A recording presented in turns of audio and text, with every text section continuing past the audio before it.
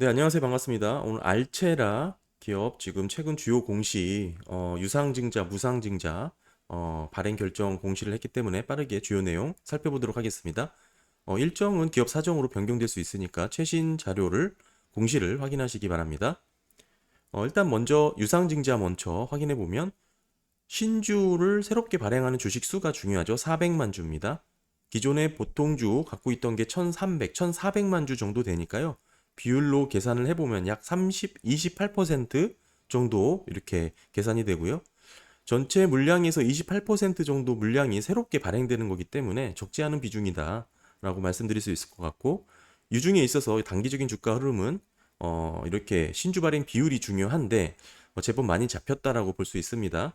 특히 이제 신주가 상장하는 무렵에는 시장이 많이 출회가 될 수 있으니까 대응하시기 참고하시면서 대응하셔야겠죠. 또 계속 살펴보면 중요한 것이 신주 배정 기준일이죠. 9월 22일로 되어 있고요. 네, 9월 22일이 기준이었으니까 9월 22일 기준으로 신주를 계산해 보면 하루 전날은 권리락일이 됩니다. 권리락 하루 전, 그러니까 9월 20일까지 주식을 보유 또는 매수하셔야 구주주 자격으로 유상증자에 참여할 수 있게 되는 겁니다. 즉 신주 배정 기준일이 9월 22일이니까요. 하루 전날 권리락, 또 하루 전날 9월 20일까지 주식을 매수 보유하셔야 됩니다. 이해하기 쉽게 20일 오후 6시를 기점으로 보유하셨다면 자격이 되시고요. 오전에 팔고 시간의 거래라든지 오후에 사셔도 상관없습니다. 유상증자를 받을 수가 있습니다. 자, 그러면은 권리락일이죠. 21일 권리락일부터는 주가가 하락하여 기준 주가로 조정되죠. 특히 또한 21일부터는 보유하신 주식을 전량 매도하셔도 구주주 자격으로 신주 인수권을 받고요. 이날부터 주식을 사시는 분들은 유증 못 받습니다. 구주주 자격으로 신주 인수권을 받지 못하고요. 기준주가 얼마나 떨어질지 계산을 해봐야 되는데, 아까도 말씀드렸다시피 유상증자로 인해서 늘어나는 주식수 비율만큼 희석돼서 계산을 하는 방식이 있습니다. 디테일하게 알아보고 싶은 분들은 위에 영상을 참고해서 계산해 보시면 도움이 되고요. 지금 유상증자 얼마나 받을 수 있고 살 수 있는지, 한 주당 신주 배정 주식수가 0.28671895죠. 따라서 보유하신 주식 수에 곱하기 0.28671895를 하시면 되고요. 1주 미만은 절사합니다. 네, 예를 들어서 설명드리면 50주를 보유하셨다. 그러면 아까 지금 신주 인수권을 받게 되는 신주 배정 주식수 비율이었죠. 곱하기 하면 14.33이죠. 1주 미만은 절사하기 때문에 14주를 받게 되는 거고요. 어, 게다가 여기 초과 청약도 할 수가 있습니다. 지금 초과 청약은 배정 신주 한 주당 0.2주죠. 따라서 지금 14 곱하기 0.2주를 하시면 됩니다. 보유하신 주식수의 0.2주가 아니고 받게 되는 신주에 따른 0.2주니까요. 곱하기를 해보시면 초과 청약으로 할 수 있는 2.8주가 되고요. 당연히 1주 미만은 절사합니다. 결국 2주를 신청할 수 있게 되고 14주와 2주를 합산하게 돼서 총 16주를 청약할 수 있게 되는 겁니다. 초과 청약을 포함해서요. 16주는 초과 청약까지 포함해서 할 수 있는 주식수고 꼭 받는다는 의미는 아니죠. 이 초과 청약분 이 두 개는 두 주는 실권주라든지 단수주가 발생했을 경우 받을 수도 있는 겁니다. 다음 기업 같은 경우는 우리사주 조합 배정 비율은 없고요. 배정은 하지 않았습니다. 네, 다음은 이제 실권주 일반 공모, 주주 배정은 실권주 일반 공모에 있어서 가장 중요하게 들여다보셔야 될 부분이죠. 신주 인수권의 상장 여부입니다. 지금 상장이 된다고 나왔고요. 지금 이것은 증권신고서가 아니기 때문에 주요 일정이 나오진 않았지만 신주 인수권 거래일 정도는 이렇게 표기를 하기도 하거든요. 좀 찾아보면 신주 인수권 거래일을 확인할 수가 있을 것 같습니다. 예, 여기 신주 인수권 상장 예정 기간 아직 확정된 건 아닌 것 같고요. 10월 13일부터 15일까지 5일간 이렇게 거래가 되고요.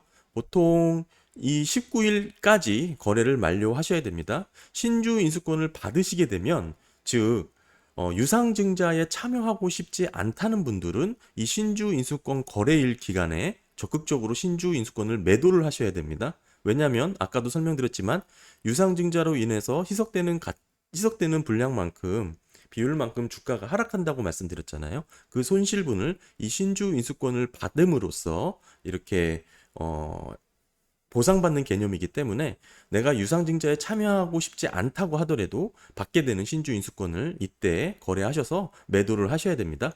만약에 유상증자를 참여하겠다 하시는 분들은 이때 매도를 하시면 안 되고 그냥 계속 보유하고 계시다가 구주주 청약일 날 청약을 하시면 되겠죠. 신주 인수권 거래의 방법이 처음이시거나 좀 헷갈리신 분들 같은 경우에는 말씀을 드리면 구주주 자격이 되시는 분들 그분들에 한해서 보유하신 계좌에 이 상장일이죠. 상장일이 되면 R이라는 이름으로 신주 인수권이 생깁니다. 그러니까 지금 기업 같은 경우에는 알체라 뭐뭐뭐 R이라는 이름으로 이렇게 신주 인수권이 생기고요. 지금 일반 주식을 거래하시듯 쉽게 뭐 하실 수가 있는데 보통 이 거래를 하실 때 신주 인수권 거래가 처음이시면 얼마에 팔아야 될지 조금 헷갈리실 수가 있죠. 그래서 이 부분을 좀 정리를 해드리면 네, 간단한 식은 이렇게 보시면 됩니다. 신주 인수권 플러스 유상증자 확정 가액은 이제 알체라 본주 주가가 되겠죠. 이제 보통 신주 인수권은 유상증자 발행가액의 30에서 60% 수준으로 결정이 되고요. 다만 이제 이 시기에 의해서 지금 알체라 본주보다 알체라 주식 주가보다 신주 인수권 플러스 유상증자 확정 가액이 낮다면 당연히 신주 인수권 가격이 오르게 되는 그런 뭐 단순한 산식이고요. 근데 중요한 것은 지금 보시게 되면 확정가액을 지금 거래일보다 먼 뒤에 알 수 있다라는 것입니다. 지금 신주의 확정가액은 10월 26일 날 좀 알 수가 있고요. 지금 거래일은 지금 그보다 앞에 있었죠. 그보다 훨씬 앞에 10월 13일 날 신주 인수권을 거래를 19일까지 마쳐야 되기 때문에 우리가 확정가액을 보고 거래를 할 수가 없다라는 의미입니다. 결국에는 어떤 것을 참고해야 되냐면 보시면 1차 발행가액 같은 경우에는 신주 배정 기준일 3거래일 전에를 알 수가 있기 때문에 그렇죠. 신주 배정일 기준일보다 3거래일 전이라고 하면 22일 전이죠. 하나, 둘, 19일. 19일에 우리가 지금 1차 발행가액을 확인할 수가 있다라는 것입니다. 결국에는 이 19일에 1차 발행가액을 확인해서 이것을 반영해서 신주 인수권을 거래하시면 되는데요. 1차 발행가액으로 지금 확정가액을 대신해서 대입을 하는 게 의미가 있는 이유가 확정 발행가액은 1차와 2차 발행가액 중 낮은 가액으로 결정을 하기 때문에 그렇습니다. 이 뒤에 있는 이 별도의 조항은 해당 거래일에 주가가 급등해야지만 적용할 수 있는 특별한 상황, 예외 조항이기 때문에 대부분은 1차, 2차 중 낮은 가액으로 결정이 되니까요. 1차 발행가액을 기준으로 지금 계산을 하시면 그렇게 의미가 있게 보실 수가 있고요. 또한 1차 확정가액 플러스 이제 알파를 하셔야 이제 어느 정도 시기 완성됐다고 할 수가 있는데 이 알파는 뭐냐면 신주 인수권을 사시는 분도 당장 거래를 할 수가 없는 거죠. 당장 매도를 할 수 없는 주식을 사는 거기 때문에 결국엔 어느 정도 프리미엄을 기대하게 됩니다. 이 프리미엄을 반영을 해줘야 되는 것이죠. 이 공식을 갖고 어느 정도 대응을 하시면 신주 인수권 거래 처음이시더라도 뭐 헐값에 던지거나 뭐 너무 이렇게 엉터리 가격에 이렇게 처분하는 일은 없으실 겁니다. 요걸 어느 정도 1차 확정 가격을 대입해서 플러스 알파 알체라 본주를 비교해 가면서 대응하시면 좋을 것 같고요. 요 신주 인수권 관련해서 지금 별도의 대응법은 제가 영상을 따로 만들었으니까요. 참고하시면 도움이 되실 겁니다. 또한 신주 인수권 거래일에는 변동성이 심합니다. 상한가, 하한가, 거래 제한폭이 없고 시간의 거래에서는 거래할 수가 없고요. 정규 거래 시간, 주문 가격으로만 거래할 수 있습니다. 일단 계속 구주주 청약을 하시려고 신주 인수권을 갖고 계셨던 분들은 계속 갖고 계시다가 구주주 청약일이죠. 구주주 청약일 날 11월 3일부터 11월 4일 날 청약을 하시면 되고요. 만약에 이렇게 구주주 청약으로도 실권주를 처리하지 못한다. 그럴 경우에는 이제 일반 공모로 이제 넘어가게 됩니다. 일반 공모. 네, 여기 보시면 구주주 청약으로 처리하지 못하는 실권주는 일반 공모로 진행한다고 되어 있죠. 일반 공모 같은 경우도 일정이 확인할 수가 있을 텐데요. 일반 공모 보시게 되면 11월 지금 요 표가 결국엔 아직 그 일정 자체가 정확하게 정리가 된 것 같지는 않고 구주주 청약일이 이게 아닌 것 같고요. 보시면 내용 보시면 일반 공모 청약일이 지금 11월 3일과 11월 4일인 걸로 확인이 되고요. 그러니까 요게 조금 잘못된 거겠죠. 뭐 나중에 정정공시라든지 뭐 증권신고서에 나올 때는 제대로 된 일정이 나올 겁니다. 밑에 하단에 보시게 되면 네, 보통 이렇게 청약일이 세부적으로 있죠. 보시게 되면 구주주 자격이 되시는 분들은 예, 11월 31일부터 11월 1일까지 구주주 청약을 하는 거고 일반 공모는 11월 3일부터 11월 4일까지 이렇게 진행을 합니다.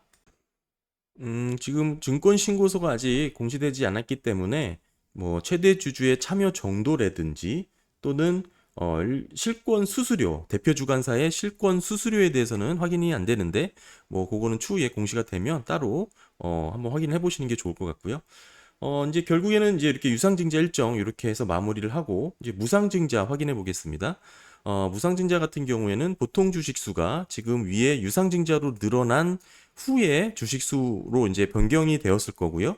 변경이 되었고 일단은 유상증자를 위해서 유상증자를 하신 분들도 당연히 무상증자를 받을 수 있게끔 이렇게 주금 납입일이 조정이 되었습니다. 되었을 겁니다, 아마. 보시게 되면 요 하단에 뭐 디테일하게 써놨는데요. 유상증자로 발행되는 신주에도 자동적으로 무상증자를 받을 수 있게끔 일정이 아마 조정이 되었고요. 무상증자 마찬가지로 신주 배정 기준일이 11월 10일이죠. 따라서 11월 10일 기준으로 보시게 되면 마찬가지로 하루 전날이 권리락이고요. 11월 또 권리락 하루 전 11월 8일까지 주식을 보유 매수하셔야 무상증자를 받게 되는 겁니다. 무상증자 한 주당 주식 배석주는 0.2주 20% 무상증자고요. 뭐 그렇게 많은 비율은 아닙니다. 참고로 새로운 주식은 11월 29일 날 자동으로 들어오고요. 일단 일정 신주 배정 기준일은 마찬가지로 위에서 설명을 드렸으니까 동일하게 적용을 하시면 될 것 같고 마찬가지로 권리락이라도 마찬가지로 이 늘어나는 주식수에 비례해서 주가가 하락하게 되는 것도 확인하실 수가 있고요. 특히 무상증자 권리락에는 권리락 효과라고 하는 착시 현상도 일어나죠. 기준 주가로 하락하게 되면서 갑자기 주가가 싸 보이는 그런 현상도 일어나고요. 뭐 기본적으로 늘어나는 주식수에서 간단하게 조정되는 식을 계산해 볼 수가 있는데 이 앞에 이제 유상증자와 함께 변형되는 부분이 있기 때문에 지금 계산을 해봤자 사실 뭐 이렇게 큰 의미는 없습니다. 결국에는 이제 지금 11월 29일 지금 무상증자가 상장을 하죠. 11월 29일 무상증자가 상장을 하는데 보시게 되면 29일 뭐 D-2일부터 즉 11월 25일부터는 권리 공매도를 통해서 받게 되는 주식을 먼저 처분하실 수가 있기 때문에 이때서부터는 어느 정도 늘어난 주식에 대한 시장의 변동성이 풀릴 가능성이 높다 이렇게 보시면 될 것 같고요. 뭐 이렇게 뭐 일단 알세타 뭐 알체라죠. 알세라 유상증자 무상증자 뭐 이렇게 동시 공시 내용을 한번 살펴봤습니다. 무상증자 이렇게 비율이 그렇게 크진 않지만 어찌됐든 유상증자와 함께 진행하는 일정 간단하게 살펴봤고요. 좀 더 세부적인 내용은 증권신고서가 나오면 뭐 그렇게 확인해 볼 수 있을 것 같고 뭐 특별하게 큰 이슈가 있거나 뭐 궁금하신 분들이 있다면 제가 더 증권신고서 나오는 대로 한번 간략하게 요번에 못 짚어본 부분만 따로 정리를 해보도록 하겠습니다. 감사합니다.